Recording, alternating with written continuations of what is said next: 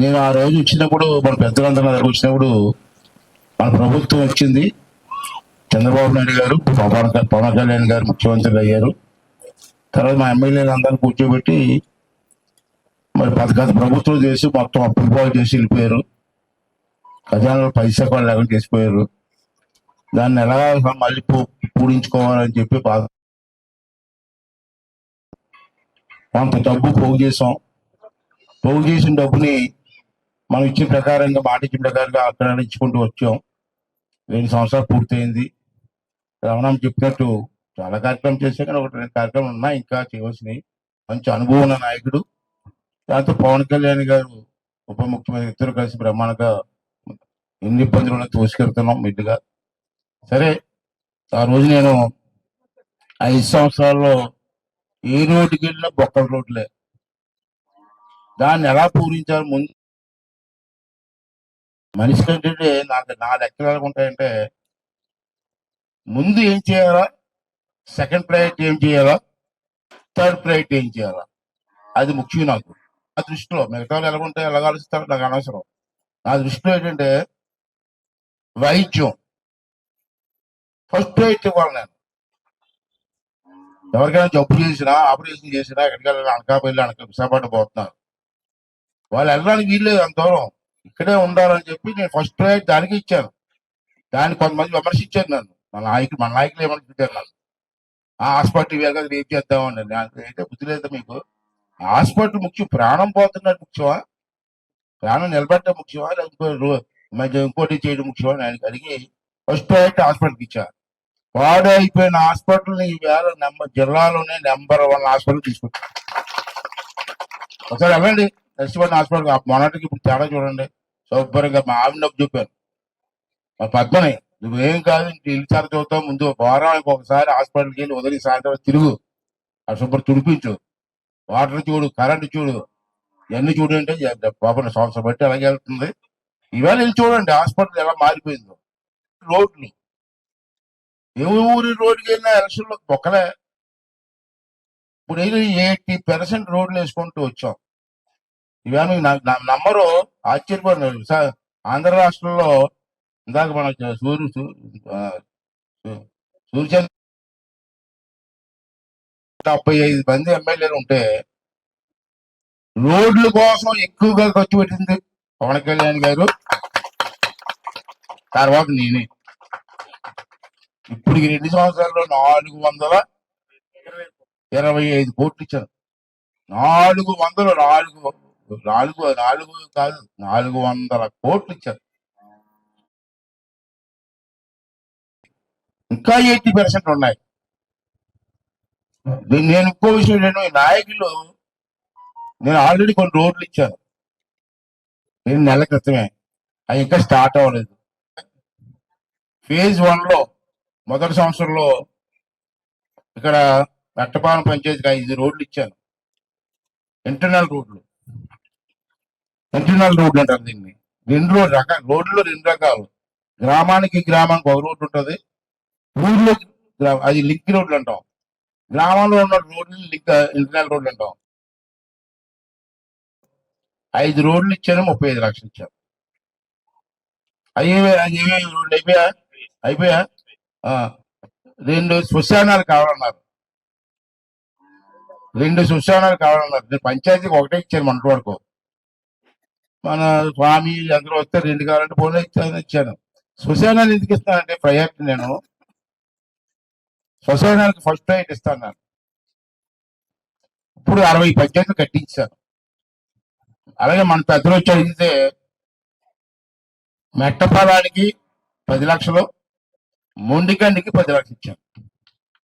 అవసరం మీ పంచాయతీకి రోడ్లకు కానివ్వండి, శ్మశానాలకు కానివ్వండి, 2 కలిపి 55 లక్షలు ఇచ్చాను.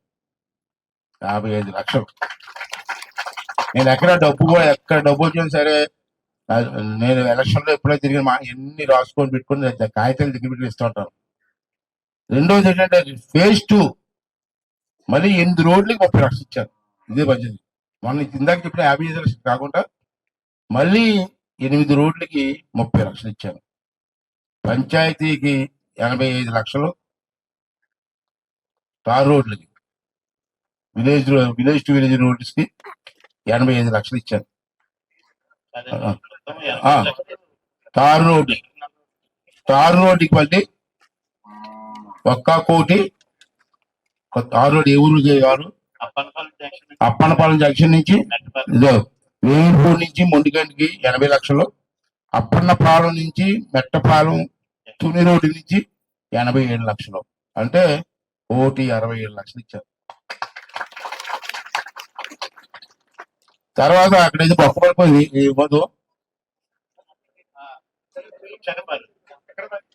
బుచ్చన్నపాలెం మన ఏదో ఎలుపుడికి వెళ్తూ ఆ మధుమతి వెళ్ళాడు కారులో, ఆ బ్రిడ్జి మీద బొక్కపడిపోయింది. ఏటో ఎంత పెద్ద బొక్క ఉంది అని చెప్పి ఆఫీసర్ పిలిచి ఏటో బొక్కపడి చూడలేదని పిలిచి తిడితే దానికి ఎంత ఇచ్చానే, ఆ బ్రిడ్జి కట్టాలి సార్ 35 లక్షలు కావాలన్నారు. రోడ్డుకి బ్రిడ్జికి 35 లక్షలు కావాలంటే మళ్ళీ రోడ్డుకి బ్రిడ్జికి 35 లక్షలు ఇచ్చారు. ఇప్పుడు ఏది కడుతున్నారు, స్తంభాలు వేసారంటే స్లాబ్ వేయాలా? అది ఇలా నా దృష్టికి వచ్చి నేను చేస్తున్నానమ్మా. రెండవది ఏమో ఎన్ఆర్జిఎస్ పవన్ కళ్యాణ్ గారు శాఖ. ఇంతకుముందు నేను పంచాయతీ మినిస్టర్ గా చేసినప్పుడు ఆ శాఖ నాకు ఉండేది. ఇప్పుడు పవన్ కళ్యాణ్ చేస్తున్నారు ఆ శాఖని. అతను కూడా ఎక్కడ కాడో డబ్బు తీసుకొచ్చి కష్టపడి అక్కడ, నాకంటే నేనంటే బాగా ఇష్టం అతనికి, అతనంటే నాకు ఇష్టం. ఫోన్ చేసి అయ్యన్ పాత్రి గారు మీకు ఏం కావాలని అడిగి చేస్తున్నారు. ఎన్ఆర్జిఎస్ కి మీ నంబరు ఈ 2 సంవత్సరాల్లో పవన్ కళ్యాణ్ గారు ఎన్ఆర్జిఎస్ నుంచి 8,44,00,000 ఇచ్చారు. నియోజకవర్గానికి కాదు, ఒక్క నర్సీపట్నం మండలానికి. నియోజకవర్గానికి ఉంటాను మీరు, ఒక్క నర్సీపట్నం మండలానికి 8,45,00,000 ఇచ్చారు. అంచేత ఈ విధంగా ఇంకోటి ఏంటంటే, ఇంకో విషయం చెప్తాను మీకు. నాకే ఆశ్చర్యంగా ఉంది. నేను ఇప్పుడు నేను 8 సార్లు ఎమ్మెల్యే అయ్యాను. నా జీవితంలో ఎప్పుడు కూడా ఇంత డబ్బు తేలే. మంత్రి చేసినప్పుడు కూడా ఇంత డబ్బు తేలేకపోయాను. ఈ 2 సంవత్సరాల్లో అన్ని డిపార్ట్మెంట్, పంచాయతీరాజ్ కానీ, ఆర్ఎండ్బి కానీ, ఇంటర్నల్ రోడ్లు కానీ అన్ని కలిపితే ఇప్పటికి ఇంకా 2 సంవత్సరాలు అవుతుంది. ఇంకా 2 నెలలు ఉందా? ఇంకో 2 నెలలు పోతే నేను ఎమ్మెల్యే 2 సంవత్సరాలు, ఇంకా 2 నెలలు ఉంది, 2 సంవత్సరాలు అవుతుంది. ఇప్పటికి మీరు నమ్ముతారో నమ్మరు కానీ నాకే ఆశ్చర్యంగా ఉంది. మీకేం ఎందుకుండదు? 425 కోట్లు ఇచ్చానమ్మా. ఇంకా అంతకంటే ఏం చేయగలుగుతాను? ఆడుకోవాలి పోయి ఇటుకాలు పట్టుకొని డబ్బులు తీసుకొచ్చాం. 3 సంవత్సరాలు మనం అనుకునే నీకు చేయడం కోసం నేను ప్రయత్నం చేస్తానని చెప్పి చేస్తాను. ఇవాళ పంచాయతీ బిల్డింగ్ ఓపెన్ చేశాను, కానీ బిల్డింగ్ నేను ఇవ్వలేదు. పాత గవర్నమెంట్ లోనే ఆ గవర్నమెంట్ లో ఇచ్చారు. మరి ఉన్నదో చెప్తాను. కొంతమంది నేనే చేసి అంటారు, నేను చాలా చెప్పుకోను. పుత్రులు ఇచ్చారు, ఆ పార్టీ వాళ్ళు ఇచ్చారు మీ ఊరికి, కానీ సగం సగం చేసి వదిలేశారు. కనీసం డబ్బులు కూడా ఇవ్వలేదు. ఇవ్వకపోతే నేను వచ్చిన తర్వాత మన వాళ్ళు నా దగ్గరికి వచ్చి బిల్డింగ్ ఆగిపోయింది అంటే, ఎవరు ఇచ్చారు బిల్డింగ్ అంటే పాత ప్రభుత్వం ఇచ్చారండి, మళ్ళీ డబ్బులు ఇవ్వలేదు అన్నారు. వాళ్ళు ఎవరు ఇచ్చారా? పంచాయతీ బిల్డింగ్, మన ఊరు పంచాయతీ బిల్డింగ్ కాబట్టి నేను ఇస్తానులే, నాకు అటువంటి ఏం లేదు, మన ఊరు బిల్డింగ్ కావాలని చెప్పి మొన్న డబ్బులు లేవంటే ఆ బిల్డింగ్ పూర్తి చేయడానికి మొత్తం 43 లక్షలు అయింది. 22 లక్షలు ఆగిపోయింది ఆ ప్రభుత్వంలో. మొన్న ఏం చేశారంటే, ఎవరికైనా బిల్డింగ్ మన ఊరు బిల్డింగ్ కాబట్టి నేను డబ్బులు ఇస్తానని చెప్పి మళ్ళీ బిల్డింగ్ పూర్తి చేయడానికి మనం 22 లక్షలు ఇచ్చాం. నాకు ఆ భేదం ఉండదు. మనకు ఊరికి బిల్డింగ్ కావాలి, ఎవడైతే బిల్డింగ్ కావాలి. నాకు సగం కట్టి వెళ్ళిపోయారు, వదిలేశారు. ఇంకా మన ప్రభుత్వం వచ్చింది, పూర్తి చేయాల్సిన బాధ్యత నాది. అంచేత ఈ విధంగా పూర్తి చేయడం జరిగింది. అంచేత రాబోయే రోజుల్లో కూడా చేద్దాం, కార్యక్రమాలు చేసి 3 సంవత్సరాలు కష్టపడి ఇవన్నీ చేస్తానని చెప్పి అందరికీ మనం చేస్తూ, ఇప్పుడు మళ్ళీ పంచాయతీ తాలూకు టర్మ్ అయిపోయిందమ్మా. మీకు పంచాయతీ తాలూకు టర్మ్ అయిపోయింది, మళ్ళీ ఎలక్షన్లు వచ్చే వరకు సర్పంచ్ ఉండరు మీకు. అంచేత ఆఫీసులు ఇయ్యాల, అది కూడా బాగా ఆలోచించి మన ఏములుపూడి ప్రాంతానికి ఎవరైతే మంచి ఆఫీసర్ ఉంటారో వాళ్ళు వేస్తే బాగుంటుందని చెప్పి బాగా ఆలోచించి, మన సొంత గ్రామాలు లాంటివి కాబట్టి వేములపూడి, గబ్బాడ, ఎరకన్నపాలెం, దుగ్గాడ ఇవన్నీ గ్రామాలకి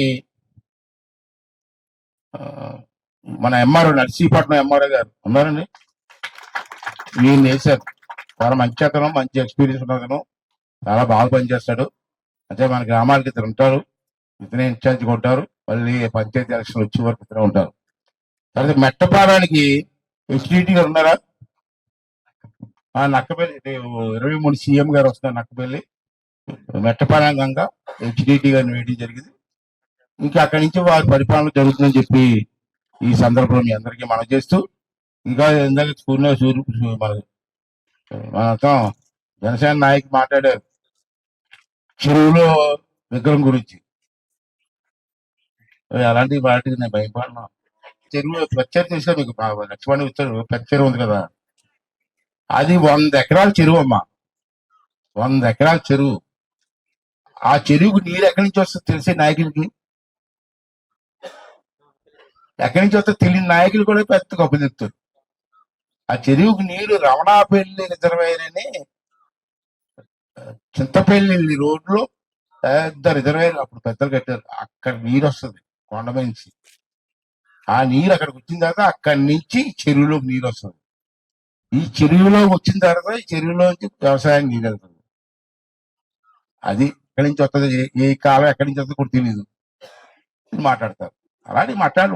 ఇప్పుడు ఆ చెరువులోనే 108 అడుగుల విగ్రహాన్ని, శివపార్వతి విగ్రహాన్ని కడుతున్నాను నేను. గవర్నమెంట్ డబ్బుతో కాదు, నా డబ్బుతోటి నాకు నాకు నాకు నా ఫ్రెండ్స్, నా స్నేహితులు కొంతమంది ఉన్నారు, వాళ్ళందరినీ అడిగి దానికి 5 కోట్ల రూపాయలు ఖర్చు పెట్టి ఆ విగ్రహం పెడతాం. 105 విగ్రహాలు. అది ఇండియాలో, మన భారతదేశంలో ఎక్కడా లేదు. భారతదేశంలో మొట్టమొదటిసారిగా మనమే కడుతున్నాం. కడదానికి కొంతమంది వేళ మాట్లాడుతూ ఉంటారు, ఆడి కట్టడం కట్టినోడు చెడ చెప్తుంటారు. సరే, ఎవడేమనుకోండి, మనకు కట్టవలసిన శివపార్వతి విగ్రహం పడిన నా ఆఖరు కోరిక. నా బతికొండగా విగ్రహం కట్టాలని ఇప్పటి నుంచి అనుకుంటున్నాను.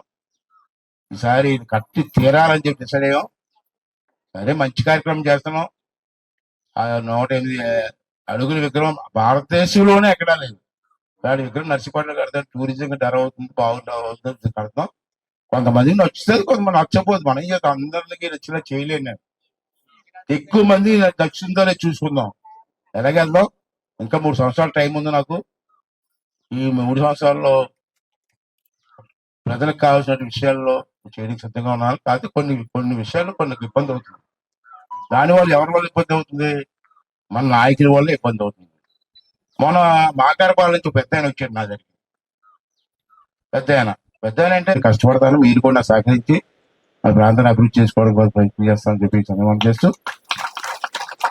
మన లోకాలం పండగ నర్సిపాటిలో బ్రహ్మాండం చేశాను. ఎప్పుడు అలా చేయలేదు. గుడి కట్టంగా చేసాం. మళ్ళీ మలిడం పండగ 31వ తారీఖు, 2 రోజులు మలిడం పండగ ఉంది. అది కూడా గ్రాండ్, మళ్ళీ పండగ ఉంటామో పోదు తెలియదు కాబట్టి ఈ పండగ కూడా గ్రాండ్ గా చెయ్యాలనుకుంటున్నాను. అయితే మీరు అందరూ వచ్చి అమ్మవారు దర్శించి, మలిడం పండుగలో అమ్మవారు దర్శించి, అమ్మవారి దగ్గర ఆశీస్సులు మీరు అందరూ కూడా తీసుకోవాలని చెప్పి ప్రతి ఒక్కరిని కోరుకుంటూ, అమ్మవారి ఆశీస్సులు మీ అందరికీ ఉండాలని కోరుకుంటూ